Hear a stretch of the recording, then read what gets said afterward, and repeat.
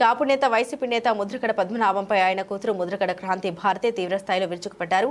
పిఠాపురంలో వైసీపీ అభ్యర్థి వంగ గీత కోసం ముద్రగడ ప్రచారం చేస్తున్నారు. ఈ క్రమంలో ముద్రగడ పద్మనాభం జనసేన అధినేత పవన్ కళ్యాణ్ పై సంచలన వ్యాఖ్యలు చేశారు. పిఠాపురంలో గెలిచి పవన్ కళ్యాణ్ ను తరిమేస్తామని అహంకారంతో మాట్లాడారు. పిఠాపురంలో వంగ గీత గెలవకుంటే తన పేరును ముద్రగడ పద్మనాభరెడ్డిగా మార్చుకుంటామని సవాల్ విసిరారు. ఈ వ్యాఖ్యలపై ముద్రగడ పద్మనాభం కూతురు ముద్రగడ క్రాంతి భారతి స్పందించారు.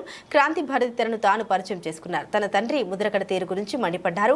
పిఠాపురంలో పవన్ కళ్యాణ్ ఓడించేందుకు వైసీపీ నేతలు విశ్వ ప్రయత్నాలు చేస్తున్నారన్నారు.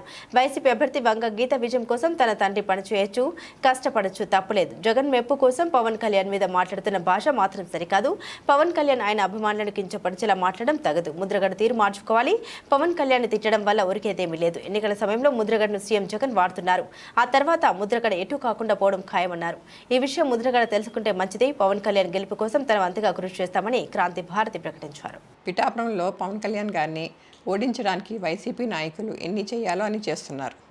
ముఖ్యంగా నిన్న మా నాన్నగారు ఒక బాధాకరమైన ఛాలెంజ్ చేశారు.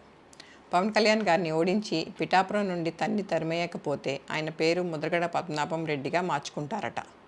ఈ కాన్సెప్ట్ ఏంటో నాకు అసలు అర్థం కాలేదు. ఆయన ప్రకటన ముద్రగడ అభిమానులకు సైతం నచ్చలేదు. వంగా గీత గారిని గెలిపించడానికి కష్టపడవచ్చు, కానీ పవన్ కళ్యాణ్ గారిని మరియు ఆయన అభిమానుల్ని కించపరిచేలా కామెంట్స్ ఉండకూడదు.